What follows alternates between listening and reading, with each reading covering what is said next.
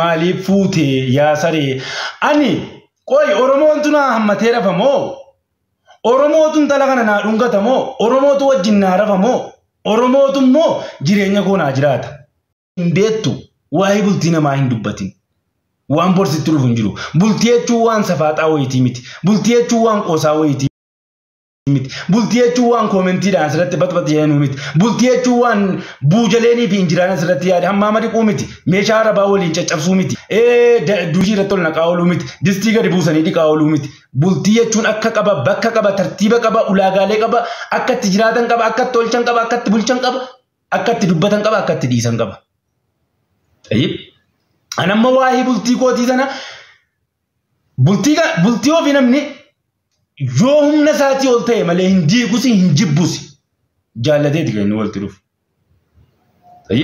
Bultii kana immoo gaafa dhiisee jedhu rakkoo bultiin kun qabu itti amanee rakkoo bultiin kun bakka isaa ol ta'e humna isaatii ol taanaan kan inni dhiisu. Isin immoo maalitti beektanii gabbaatanii waan sana irraa dubbattan?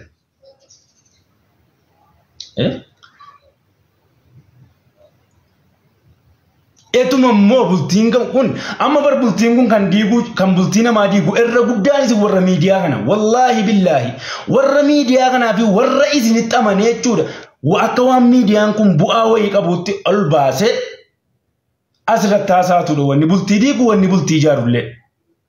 Amma wallaahi billaahi intala sana jechuudha erga gaafa isin viidiyoo kiyya waa'ee kiyyaa ol baatee dubbatteetteen qarrat karaa waa hunda karaatti kute jechuudha. Amman ergasii hin sirroofti hin dhiifti gorsaas dhossaas waa meeqa bira daarbachuu jiru wallaahi billaahi tasfaa kutachuun erga gaafa isin miidiyaa kanarratti ol baatee isinii wajjin isin harka reebuu fi qabdanii isin harkuma reebanii abshirati giifti kiyya abshirati maarreessii jira kanumaan wanni isin gochuu dandeessan hin jiru koomentiidhaan abshirati yoo dandeessan viidiyoo irratti waraabdan abshirati maarree kiyya erga sanaa bultiinsii faqat jedhee cite jechuudha. Tasfaanna biraa tasuma bakka garaa muradhee jechuudha. Anduraan nan gorsaarasi hiriyoonni nu hedduu dubbataa ture obboleessa maatiinis obboleessis namni meeqa jechuun nu hedduu dubbataa ture duraan.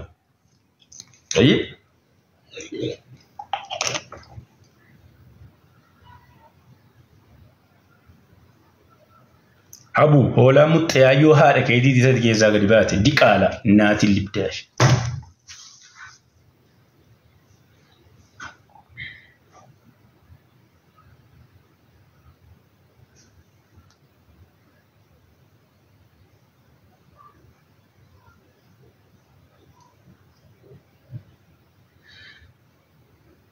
Soolani dubartii dhiisi dubartii ibnal dubartii yoon fuudhe maaltu si naqe?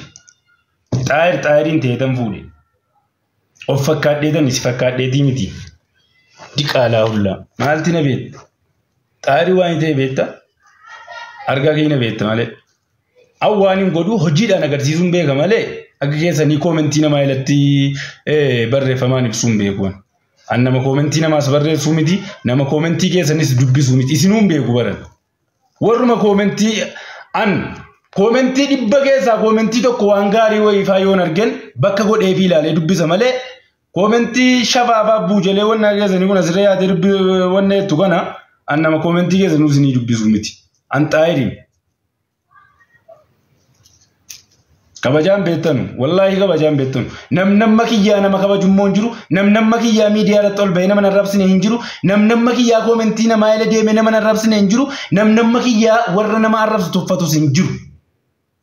Wallaahi billaahi mee dhugaa rabbii yoo dubbanne erga gaafa miidiyaa silaa irra guddaan si warri koomentii barreessitu warra kaleessa deengiddaati.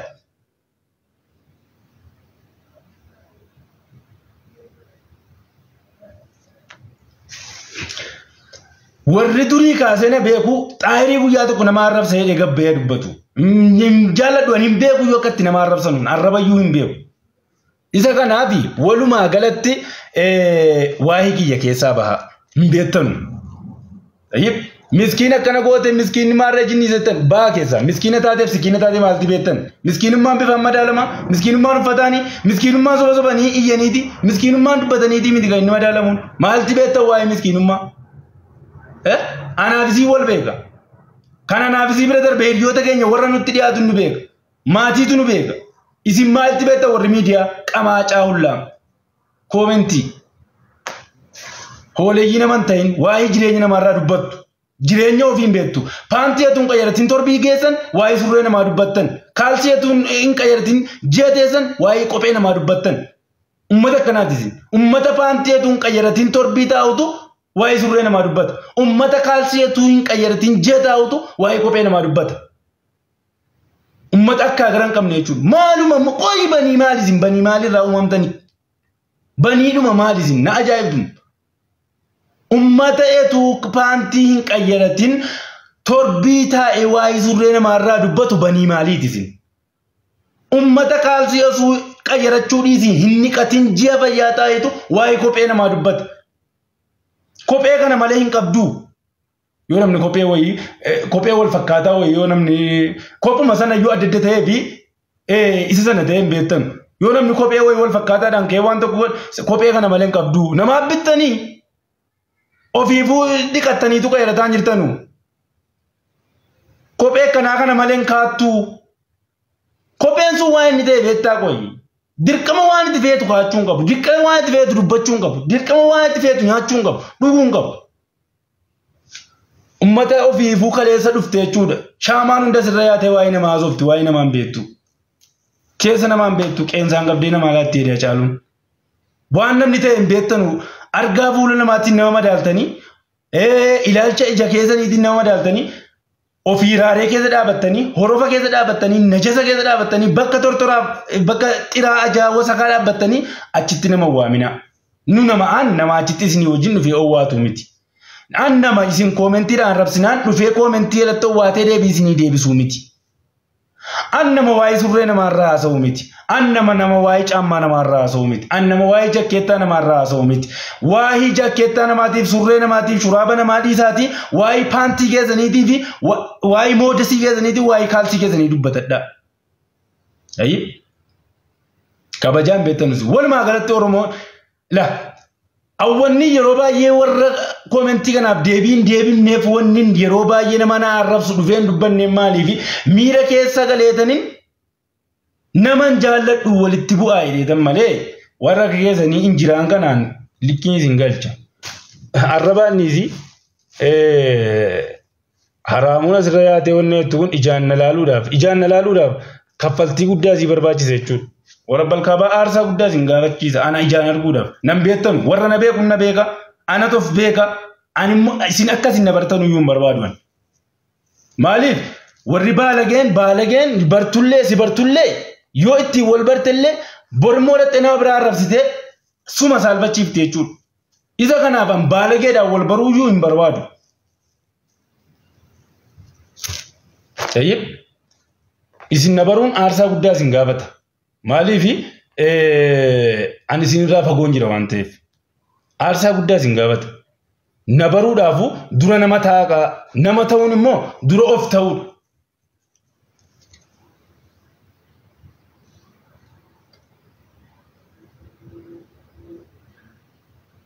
Binti baabaa dhalaa gowwaadha. Muxxee haadha keetii gowwaadha. Binti baabaa dura binti baabaa itti sana abbaa kan kee kabajii kee diqaala ilmoo haadhaaf abbaanitu wal salaa wal arrabsaa wal salaa argate diqaalaa haadha keetii naati libdaash. Sit of arrabsiisi. Takka kabajaa sit of irraa fuudhe.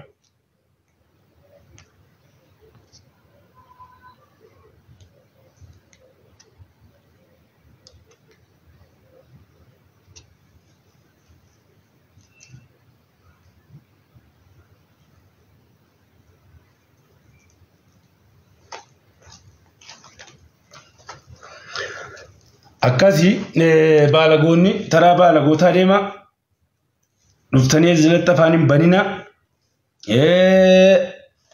jireenya namaa keessaa baha jireenya keessan jiraatadha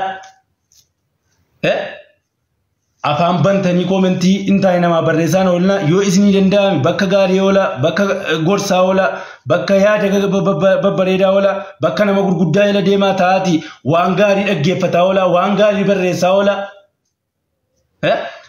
Gorsa dhaggeeffataa oola daawwaa dhaggeeffadhaa hadiisa dhaggeeffadhaa yoo isinii ta'e deemaa guruupii immoo keessa deemaa quraana qaraa kanatu ka'ee isinii qaba.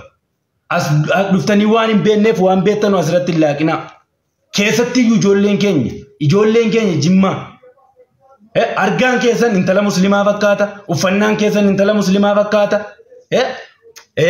sifti keessan akkas wanti isin gadhiifattan akkas waan babbareedaa gadhiifattan garuu arrabni keessan ulfa garaadhaa baasa ijoolleen keenya dhugaa rabbiin isinitti maal uffannaa akkasii uffattanii isaayyuu immoo an aadaan keessatti dhaladhee guddadhe dubartiin tokko ol baatee nama arrabsuu dhiisiiti sagaleen siituun dhaga'amu kan hin dubartiitti beeku akka aadaa jechuun namuu naannootti dhalatee fi itti guddate qaba waan ta'eef akka aadaa naannoo itti dhalannee guddanne akka jimmaatti jechuudha dubartiin sagaleen dubartiituun dhaga'amu hadha immoo isin intala warra sanaa ta'a jechuudha uffannaa akkanaa uffattanii viidiyoo babbareedaa raayyaa gadhiifattan quraana gadhiifattan forfaayilii ijaabii kaa'attan arrabni keessan immoo ulfa garaadhaa baasa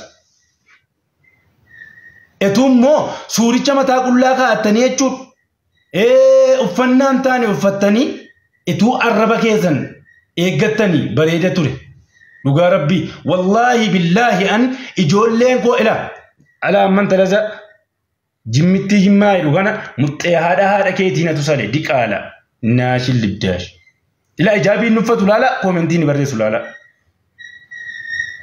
jimmitti jimmaa koomentii isaa laala ijaabii isaa laala kun isuma namma himaaru kana maqichi immoo jimmitti jimmaati maqaa jimmaa irraa kaase tultullaa haadha roo diqaala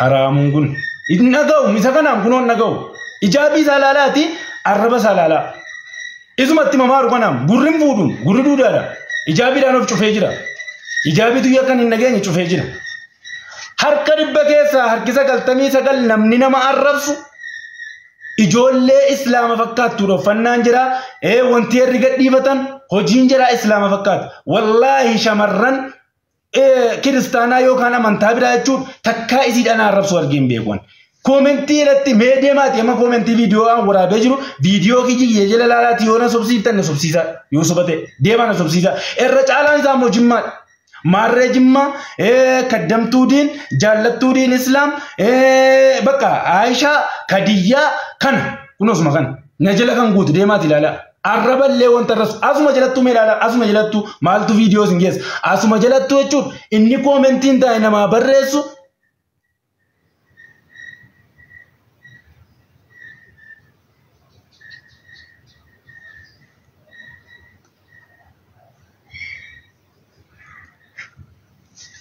bakka Liza akhiru zaman dubbannu innuman dubbannu bakka dubbannu si wanti kuni dhaqaadhaan salphachiisaaraan waan kana ta'eefi innuman dubbannu numa dhiisna akkasumalee ta'u maaliif silaa dhiisnee diyyoonnee laarra waan ta'eef inni na gubu maali beektanii wallaahi inni gubu waa biraatiif miti jaallattuu diiniin keenya atoo diinii rabbii jaallattaa diinii rabbii nama arrabsiisaa mooti diinuma keenya sana arrabsuu barbaaddeeti rahimaa Kadiyyaa Hajiibaa kaddamtuu diin forfaayiliin ijaabii wanti isaan gadhiifatan ijaabii qo'e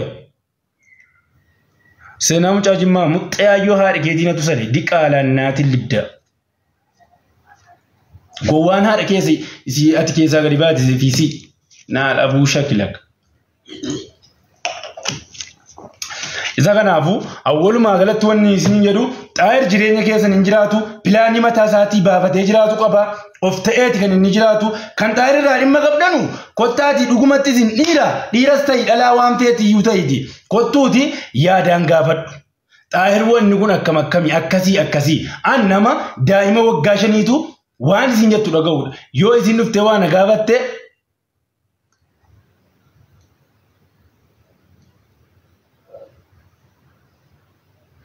Eeyyama Oromoo laamma gurbaa isin hawwi kana waan isin itti dhaggeeffadha. Osoo eeyyama Oromoo hin gaafatin maaliif fuutee yaa saree? Ani qoy Oromoon tun hammatee rafamoo? Oromootu intala kana naa dhungatamoo? Oromootu wajjin naa rafamoo? Oromootu immoo jireenya koo naa jiraata.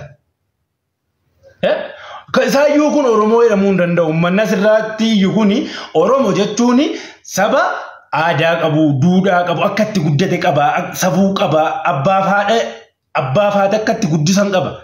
Kun diqaalotuma asirra yaa'ee ofiifuu akkaaf gara hin qabne bakki isaan beekamnetu nama arrabsaa oola malee Oromoo jechuun sanyii guddaadha. Sanyii guddaarraa immoo namni dhalate ilmoo sanyii guddaa jennaanii isa wajjin dhalate dhiisi namni ilmoo sanyii guddaa wajjin ooleyyuu bakka gaariitti kabajaa gaarii argatee oola. Isiin asirra yaate wanna jettu